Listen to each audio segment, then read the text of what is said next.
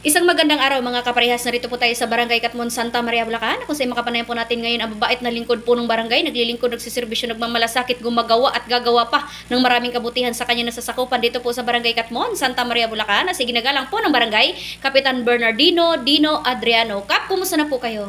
Okay naman. Tuloy-tuloy ang paglilingkod at ginagamparan namin ang aming magagawa sa aming mga kabarangay. Kasama ko sa Sangguniang Barangay. Alright. Kap, sa unang termino niyo po bilang ating punong barangay, so kumusta na po ba sa ngayon ang Barangay Katmon? Sa ngayon naman maganda naman ang aming performance kahit pa sa pamamagitan ng pagtulong-tulong namin ng mga kasama ko sa Sangguniang Barangay at saka lahat ng tawhan. Meron kaming mga programang naipapatupad na. Alright, okay. So unahin po natin Kap regarding for the peace and order. So kumusta po ba ang kapayapaan dito sa ating nasasakupan na barangay?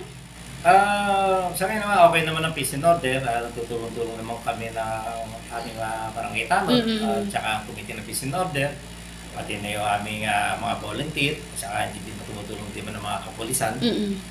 Talagang sa dumami na ang aming mga populasyon, dapat talagang maging alerto kami. Opo. Kasi dati, halos 100% mahigit ang tinaas na populasyon sa aming barangay.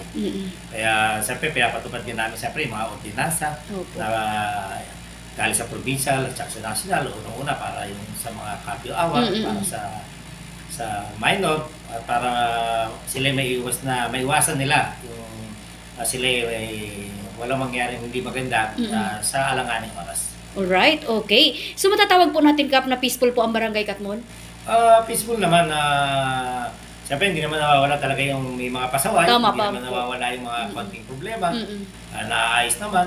Sa drugs naman, at ngayon nga dapat na drug clear na kami. Inabutan lang kami ng election ban. Okay na lahat ang aming mga dokumento. At saka ipapasa na lang namin noong nakaraang October 5. Opo. Ang naging kailang hindi natuloy dahil nga pumasok siya sa election ban. Alright, okay. And Kap, dito naman po tayo regarding sa environment dahil sa aming pag-iikot ay sadyang napakalinis ng Barangay Katmon. So ano pong naging sekreto ninyo dito, Kap Dino, at lalo na po sa ating buong sanggunian? Noong kasi maupo kami, na binabangan ni Pangulong BBM yung Kalinisan Day, yung Barangay Kalinisan Day, talagang every Saturday nag-clean up drive kami, umpisa pa lang. Lahat ng sitio, iniikot namin yan kung saan yung talagang mga maruruming area. Opo. Kami mismo na kasama ko sa Sangguniang Barangay, Sangguniang Kabataan, kasama rin po namin ang lahat ng mga tauhan, ng mga volunteer, at saka iba-ibang samahan po na tumutulong. Kaya nga lang po, kung minsan kalilinis mo lang, kung minsan parang malalata ka sa ginagawa mo kasi makikita mo, may nagtapon na naman. May mga tao talaga, ba't hindi nila maintindihan yung mga batas na pinaihiran ng gobyerno. Lalo na ang barangay na kami mismo ang naglilinis. Kaya natutuwa naman kami kahit papano. May marami na rin kami nahuhuling katapon ng mga basura. May penalty yan, parang hindi na sila maulit. Nasa batas naman yan. Tama, bawal magtapon at pagsunog ng basura. At saka kami nga po pumasok po kami sa top performance po ng barangay sa DIRG po sa provincial Sabah. Congratulations, Kap. Salamat po. Okay. So yun ba, may tanong ko lang po, Kap. Nung, kumbaga, ilang buwan pa lang natin pagsiservisyo o mag-iisang taong pagsiservisyo bilang punong barangay, ano na po ang ating mga naging accomplishment na? Nga po, pinapatupad ka po natin na talagang lahat po ng ordinansa na hindi lang po sa peace and order, basta po lahat po ng programa na ibinababa ng gobyerno ay amin po talagang ginagawa. Kung ano po yung order ng DILG, kung nga po ng barangay road clearing, Kalinisan Day, at saka yun po sa drug clear,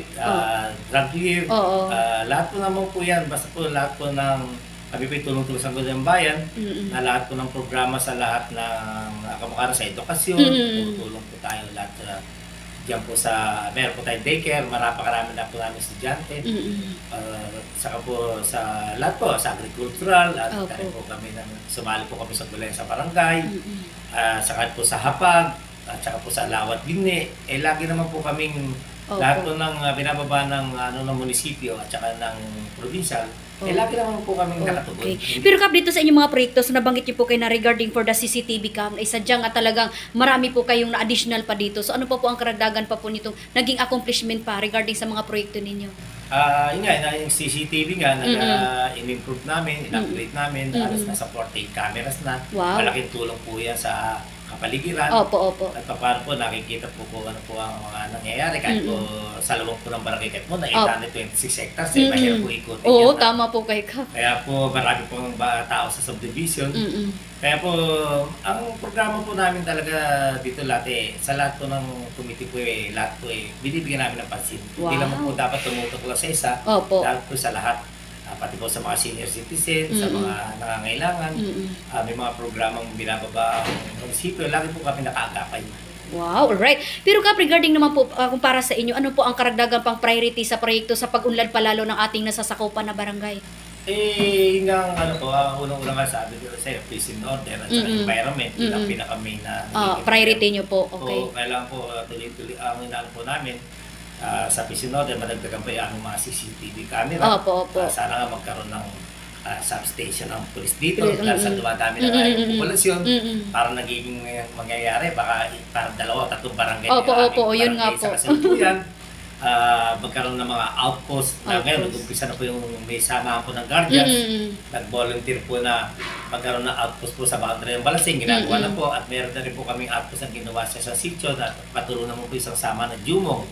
Sa environment naman po, siyempre po, kailangan sana, nga sabi nyo, yung segregation, kahit gusto ng sino namumuno, kaya mga tao naman po hindi sumusunod. Tama ka. Kaya Yes. po, ngayon, sa MRF na lang po namin ginagawa yung segregation po. Alright. Kasi po, pag sa bahay-bahay, malabo po natin, sa ngayon, mahirap pa po sumunod yung iba. Yung iba po, binubukod na po nila yung sarili nilang basura. Okay. Kung nanonood po ngayon ng ating mga minamahal na mga kabarangay Kap, ano po inyong panawagan para sa kanila, lalo po sa mga batas na pinapatupad ninyo? Sa akin mga kabarangay, sana po lahat po ng ordinansa na binaba po ng barangay at saka ng munisipyo, at saka ng provincial at saka ng national, sana po ito bigyan nila ng pansin at saka kailangan po sumunod po sila sa batas. Kami nga po nakikiusap at lagi po kami po nag-post na po kami kung mismo kasi po yung po sa boundary ng Balasing tinapunan po kami ng napakaraming basura, hindi naman aming basura.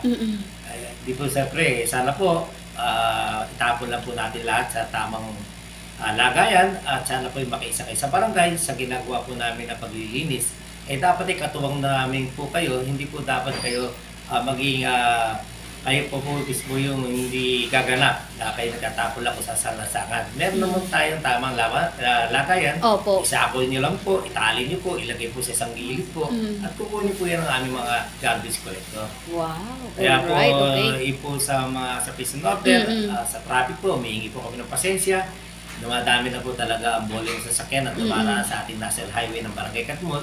Dahil na rin po siguro sa dumadaming mga tao dito po sa ating barangay at sa mga karatig barangay. Barangay, yes, opo. Nagiging daanan patungong San Jose, Del Monte, Bulacan, Sapong Palay, patungong Palasig, Pulong Buhangin.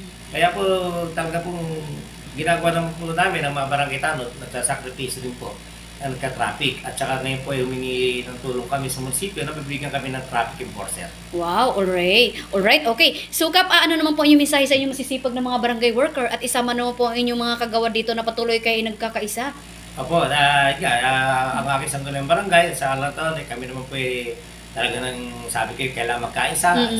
Sabi ko sa kanila, pagtulong-tulong at sama-sama, may magagawa. Wow, Diba? alright. Kasi po, hindi ko naman kaya mag-isa yan. Kailangan lahat kami ay gumanap at lahat ay aming gampanan kung ano yung aming sinumpaan tungkulin at kami mga elected official.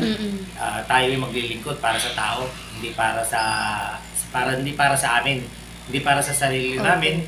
Ay kami lumuhok sa politika para makatulong sa abot ng aming mga kaya. Wow, alright. Okay. So yan po ang pinakamagandang mensahe ng ating butihing lingkod po ng barangay dito po sa Barangay Katmon, Santa Maria, Bulacan. Magandang araw po mga kaparehas. Lay Castro po ng Parehas News. Ingat-ingat po kay Kap and your family. God bless us all. Mabuhay ka, Kap Dino, hanggat gusto mo.